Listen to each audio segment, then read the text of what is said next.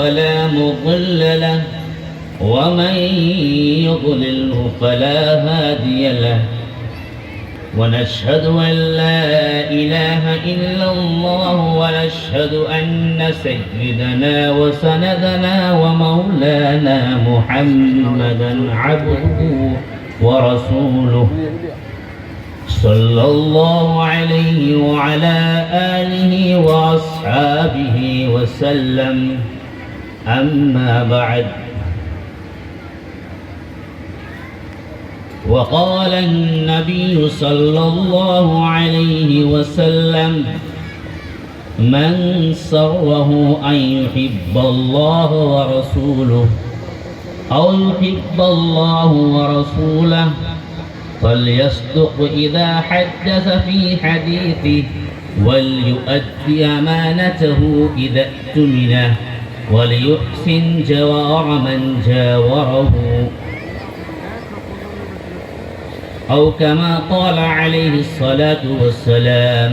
وقال النبي صلى الله عليه وسلم الخمر أم الخبائث وأكبر الكبائر فمن شرب منه ترك الصلاة ووقع على أمه وخالته وعمته أو كما قال عليه الصلاة والسلام. اسٹیج پر جلوہ افروز علماء کرام، میرے بزرگوں اور میرے ماں اور بہنوں، سب سے پہلے میں گاؤں کے جو نوجوان ہیں ان کو مبارکباد پیش کرتا ہوں کہ انہوں نے اپنی محنت اور کوششوں سے اس جلسے کو انعقاد کیا.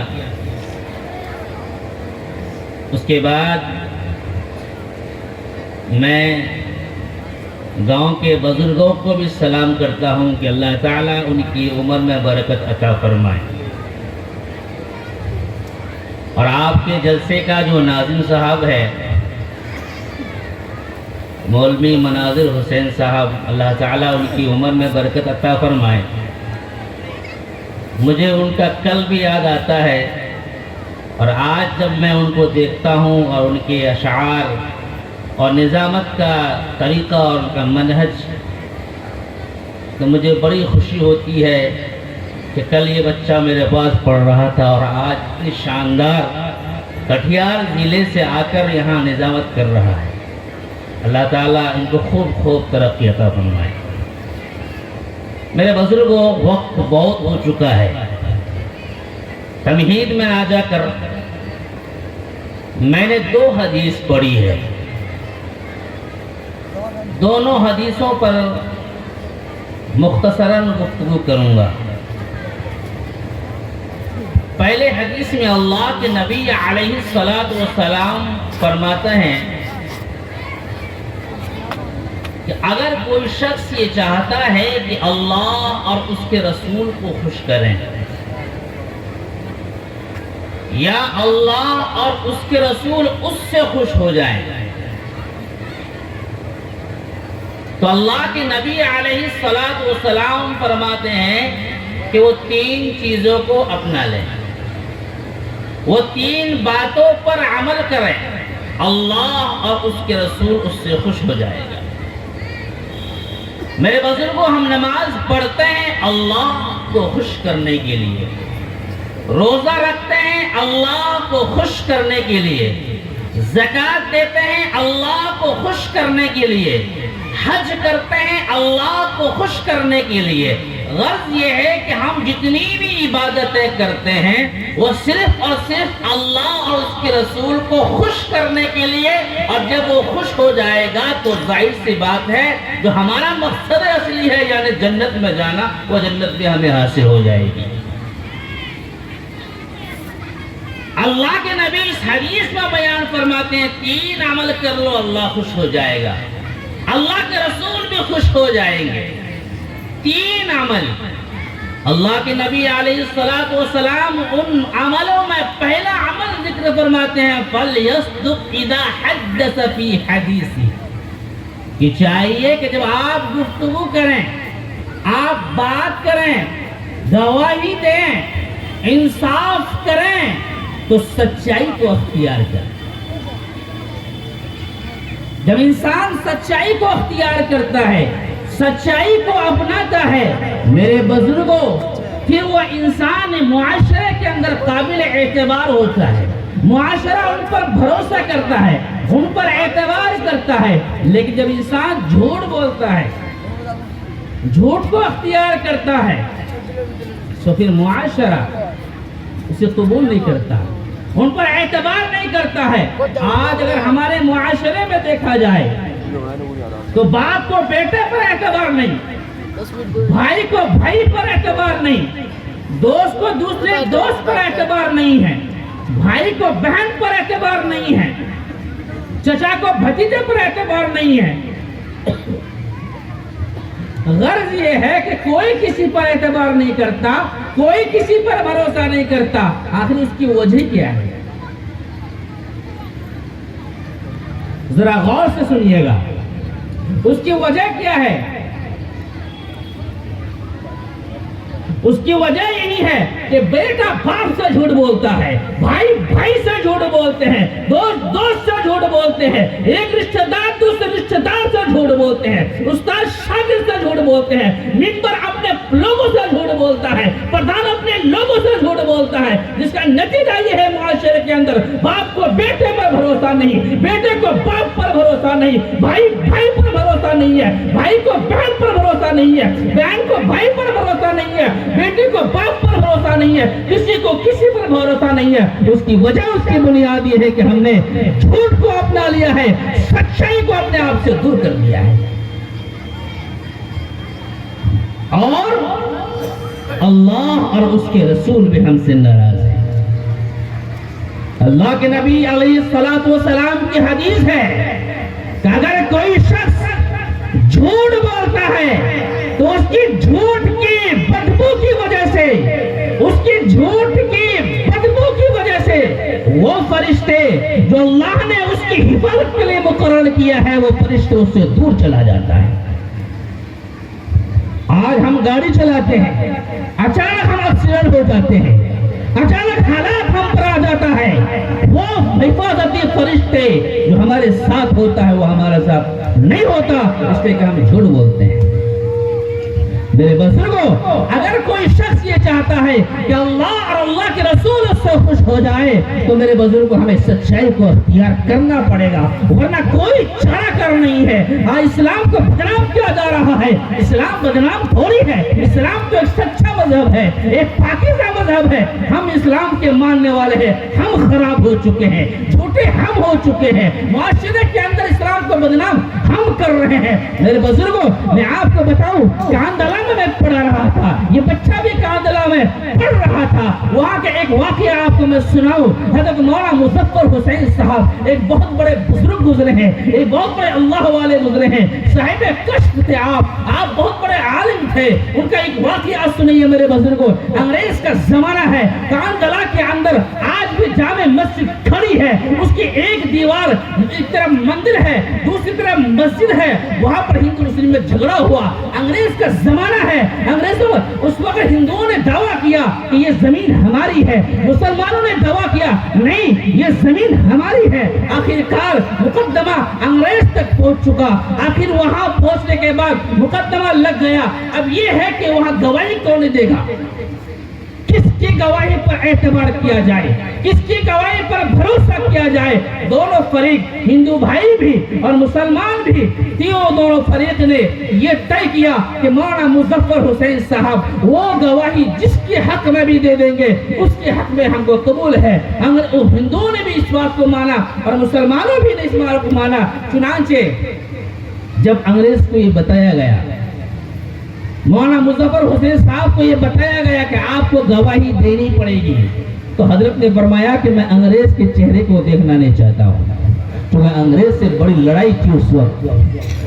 تو انگریز جج نے کہا کہ پردہ میں آ جائے، وہ پردے کے پیچھے سے گواہی دے دے، ہم فیصلہ کر دیں گے۔ چنانچہ میرے بزرگوں ذرا سنیے گا، مفتی مظفر حسین صاحب رحمۃ اللہ علیہ پہنچتے ہیں عدالت میں اور جج ان سے پوچھتے ہیں، وہ گواہی دیتے ہیں کہ یہ زمین مسلمانوں کی نہیں ہے، یہ زمین مسجد کی نہیں ہے، یہ زمین مندر کی ہے۔ انگریز جج اب کیا کہتا ہے سنیے۔ انگریز جج ہندوؤں کے حق میں فیصلہ کر دیتا ہے کیونکہ زمین اس کی تھی، لیکن انگریز جج یہ کہتا ہے آج اگرچہ ظاہراً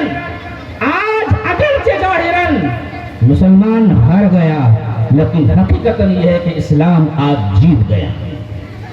حقیقت یہ ہے کہ اسلام آج جیت گیا۔ اس کے بعد بھی سنیے، اس کے بعد 22 گھرانہ کاندھرا کے اندر اسی وقت جو لوگ مقدمہ لڑ رہے تھے وہ لوگ جو ہے مسلمان ہو گئے، 22 گھرانہ مسلمان ہو گئے اور اس بات پر طے کیے کہ اب یہ زمین مسجد کی ہو گئی، مندر کی نہیں۔ انہوں نے مسجد میں دے دیا۔ جب ایک مسلمان سچائی کو اختیار کرتا ہے، سچائی کو وہی دیتا ہے، جھوٹ نہیں بولتا ہے میرے بزرگوں، تو اللہ تعالیٰ اسلام کو ایسے ہی پھیلاتا ہے۔ ہمیں سچائی کو اختیار کرنا چاہیے اگر ہم یہ چاہتے ہیں کہ اللہ اور اس کے رسول کو ہم خوش کرے، ورنہ یاد رکھیے جو حالات ہمارے ساتھ ہے، ہم نے سچائی کو اختیار نہیں کیا تو ہمارے معاشرے تباہ ہو جائے گی، ہمارا کاروبار برباد ہو جائے گا، ہم سے کوئی کاروبار بھی کرنا نہیں چاہے گا۔ سچائی کو اختیار کیجئے کہ آپ کی بیٹی بھی آپ پر بھروسہ کرے گی، آپ کا بیٹا بھی آپ پر بھروسہ کرے گا، آپ کا چچا بھی آپ پر بھروسہ کرے گا، آپ کا بھائی بھی آپ پر بھروسہ کرے گا۔ ورنہ یاد رکھیے جس طریقے سے ہم بے چینی کی زندگی اپنے معاشرے کے اندر گزار رہے ہیں، اس سے بھی زیادہ بے چینی کی زندگی ہم گزاریں گے۔ تو پہلا عمل جو اللہ کے نبی علیہ السلام نے اس حدیث کے اندر فرمایا ہے وہ یہ ہے کہ اگر کوئی شخص اللہ اور اللہ کے رسول کو خوش کرنا چاہتا ہے تو چاہیے کہ وہ ہمیشہ سچائی کو اختیار کرے، جھوٹ نہ بولے۔ دوسرا عمل اللہ کے نبی علیہ السلام اس حدیث میں فرماتے ہیں وَلْيُؤَدِّ أَمَانَتَهُ إِذَا اؤْتُمِنَ، اگر کسی نے کسی کا حق لے لیا ہے، کسی نے کسی کو امانت کے طور پر کوئی چیز دی ہے، کسی نے کسی سے قرض لے لیا ہے، کسی کا حق کسی کے اوپر ہے تو واجب ہے، ضروری ہے، اللہ کے نبی فرما رہے ہیں کہ چاہیے کہ اس کے حق کو، اس کی امانت کو، اس کی قرض کو اس کو ادا کرتے ہیں۔ میرے بزرگوں یہ حقوق العباد ہے، حقوق اللہ نہیں ہے۔ آپ کھیت میں گئے، وقت پر مسجد نہیں پہنچے، نماز نکل گئی، بعد میں قضا کر لیے، قضا کرنے کی گناہ کی بنیاد پر، یہ حقوق اللہ ہے۔ ہو سکتا ہے اللہ معاف فرما دے، لیکن اگر آپ نے کسی کی 10 روپے لے رکھا ہے، آپ کو کسی نے امانت کے طور پر کوئی چیز دی ہے، آپ نے کسی کے حق دبا کر رکھا ہے، تو یاد رکھیے دنیا کے اندر آپ ذلیل ہوں گے، آخرت کے اندر بھی آپ ذلیل ہوں گے، کیونکہ آخرت میں کل حشر کے میدان میں اللہ بھی ناراض آپ سے رہے گا، اللہ کے رسول بھی آپ سے ناراض ہوگا، آپ سے خوش نہیں ہوگا۔ اور یہ بھی یاد رکھیے کہ آج کل آخرت کے اندر دنیا میں ہم نماز پڑھ کر گئے ہوں گے، دنیا سے ہم زکات رکھ کر گئے ہوں گے، دنیا کے اندر ہم زکات بھی ادا کیے ہوں گے، روزہ بھی ادا کیے ہوں گے، تمام عبادتیں کیے ہوں گے، لیکن اگر ہم نے کسی کا حق کو دبا کر رکھا ہے، ہم نے کسی کے حق کو لے رکھا ہے، کسی کی امانت کو ہم اس کو نہیں لوٹایا ہے، کل یہ نماز لے کر آپ جو آخرت میں گئے، یہ روزہ لے کر جو آپ آخرت میں گئے، تو یاد رکھیے ان روزوں کو، ان نمازوں کو، ان عبادتوں کو اس شخص کو دے دیا جائے گا جس کی حق کو آپ نے دبا کر رکھا ہے، اور اس کی گناہوں کو آپ پر لاد دیا جائے گا اور جہنم میں پھینک دیا جائے گا، کیونکہ یہ حقوق العباد ہے، یہ بہت خطرناک ہے، حقوق اللہ سے بھی زیادہ خطرناک ہے، کیونکہ یہ بندوں کا حق ہے، بندہ معاف کرے تو کرے، اللہ معاف نہیں کرے گا۔ ہم نے مذہب کو سمجھا کہاں ہے؟ اسلام کو سمجھا کہاں ہے؟ آئیے ایک واقعہ سے آپ کو بتاؤں میں. غزوہ خیبر کے موقع پر صحابہ کرام جنگ کے لے گئے ہیں. پڑاؤ ڈالا ہوا ہے. ایک چرواہا بکری چرایا کرتا تھا. غور سے سنیے گا. بکری چراتا تھا یہودیوں کا, اور خیبر میں لڑائی یہودیوں سے ہو رہی ہے. خیبر میں لڑائی یہودیوں سے ہو رہی ہے, اور وہ چرواہا بکری چرا رہا ہے کس کی؟ یہودیوں کی. اس کے دل میں ایک بات آئی کہ ذرا مسلمانوں کے جو بادشاہ ہیں, جو امیر ہیں, ذرا ان سے ملاقات تو کرے. وہ چرواہا پوچھتا ہے, صحابہ کرام سے معلوم کرتا ہے کہ آپ کا امیر کون ہے. اللہ کے نبی علیہ السلام خیمے کے اندر بیٹھے ہوئے ہوتے ہیں, آپ وہیں تشریف فرما ہے. تو صحابہ کرام نے فرمایا کہ اس خیمے کے اندر بیٹھے. وہ چرواہا جا کے دیکھتا ہے. اس نے سوچا ہوگا کہ یہ امیر المؤمنین ہے, رسول ہے, بادشاہ ہے, یہ کوئی عالی شان قالین میں بیٹھے ہوں گے, اس کے سامنے نہ جانے کیسی کیسی نعمتیں ہوگی, اس کا لباس بڑا خوبصورت ہوگا. لیکن جب وہ دیکھا کہ اللہ کے نبی ٹوٹی چٹائی پر بیٹھے ہوئے ہیں, اللہ کے نبی کے کپڑے بھی کوئی عالی شان کپڑا نہیں ہے, تو اس کو بڑا حیران ہوا. انہوں نے کہا یہ مسلمانوں کا بادشاہ ہے, اور اس کی حیت ہے, اس کے یہ کپڑے ہیں, اس کی یہ بیٹھے ہیں, یہ ٹوٹی چٹائی پر بیٹھے ہیں. اس کے بڑا حیرت ہوا. اس کو اور متاثر ہوا وہ اسلام سے, اللہ کے نبی سے اور وہ متاثر ہوا. وہ اللہ کے نبی کے پاس جا کر بیٹھ گئے. انہوں نے پوچھا اللہ کے نبی سے آپ کس چیز کی دعوت دیتے ہیں؟ انہوں نے کہا, اللہ کے نبی نے فرمایا لا الہ الا اللہ محمد رسول اللہ. میں گواہ, میں دعوت دیتا ہوں کہ اللہ کے علاوہ کوئی معبود نہیں, اور میں اللہ کے رسول ہوں, اللہ کا نبی ہوں. میں اس چیز کی دعوت دیتا ہوں. میرے بزرگوں, اس بدو کہتا ہے وہ چرواہا, اس کا کیا فائدہ ہے, کیا فائدہ ملے گا مجھے اگر میں اسلام لے کر آ گیا؟ تو اللہ کے نبی نے فرمایا ہم تم کو اپنے گلے سے لگائیں گے, تمہارے جسم کے اندر جو بدبو آ رہی ہے یہ بدبو ختم ہو جائے گی. اچھا, آپ بادشاہ ہو کر مجھے اپنے گلے سے لگائیں گے؟ کہ ہاں میں آپ کو گلے سے لگاؤں گا, یقینی طور پر, ہاں یقینی طور پر میں تم کو گلے سے لگاؤں گا, اور تمہارے اندر جو بدبو آ رہی ہے یہ بدبو بھی ختم ہو جائے گی. میرے بزرگوں, اللہ کے نبی سے کلمہ پڑھاتے ہیں, وہ اسلام لے کر آ جاتا ہے, مسلمان ہو جاتا ہے. اللہ کے نبی اس کو گلے سے لگاتے ہیں.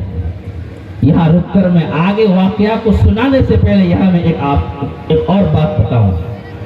اللہ کے نبی علیہ السلام ایک چرواہے کو گلے لگا رہے ہیں جو یہودیوں کے بکریوں کو چرا رہے ہیں. لیکن آج ہم مسلمان بھائی ایک دوسرے کی بات کو برداشت نہیں کر سکتے. تھوڑی سی بات پر ہمارے یہاں جنگ چھڑ جاتی ہے, لڑائی چھڑ جاتی ہے, یہاں تک کہ ہم ایک دوسرے کی جان کو لینے پڑتے. صحابہ کرام کے زمانے کو دیکھیے کہ جب صحابہ کرام مکہ چھوڑ کر مدینہ آتے ہیں تو مدینہ کے صحابہ وہ طریقہ کار اختیار کرتے ہیں کہ دنیا اس کی نظیر, اس کا مثال پیش نہیں کر سکتی ہے کہ صحابہ انصاری صحابہ یعنی مدینہ کے صحابہ مکہ کے صحابہ کو اپنے گلے لگاتے ہیں, اس کو اپنے بھائی مانتے ہیں. 1 بیگھہ اگر زمین ہے 10 کٹھا مٹی اس کے نام پہ دیتے ہیں, 10 کٹھا اپنے پاس رکھتے ہیں. اگر 2 کھجور کا باغ ہے, 1 باغ اس صحابی کو دیتے ہیں جو مکہ سے آتے ہیں, ایک کھجور کا باغ اپنے پاس رکھتے ہیں. اگر 2 گھر کے کمرے ہیں, 1 کمرہ اس صحابی کو دیتے ہیں جو مکہ سے آتے ہیں, اور 1 اپنے پاس رکھتے ہیں. اگر 2 بیوی ہے تو 1 بیوی کو طلاق دے کر اس کے ساتھ شادی کراتے ہیں، ایک کو اپنے پاس رکھتے ہیں، دنیا اس کی نظیر پیش کر سکتی ہے؟ ہم کیسے مسلمان ہیں کہ آج ہم مسلمان ہو کے ایک دوسرے کی جان لے لیتے ہیں؟ الیکشن کے موقع پر خصوصاً ہمارے یہاں حالات اتنا بگڑ جاتا ہے، لگتا ہے کہ یہ مسلمان ہی نہیں ہے، ایک دوسرے کو خون کے پیاسے ہو جاتے ہیں اس دنیا کی خاطر۔ میرے بھائی، صحابہ کرام کو سیرت کو پڑھیے، ان کے اخلاق کو پڑھیے۔ خیر، اللہ کے نبی علیہ السلام نے چرواہے کو اپنے سینے سے لگاتے ہیں، اپنے قریب کرتے ہیں، وہ اسلام لے کے آ جاتا ہے۔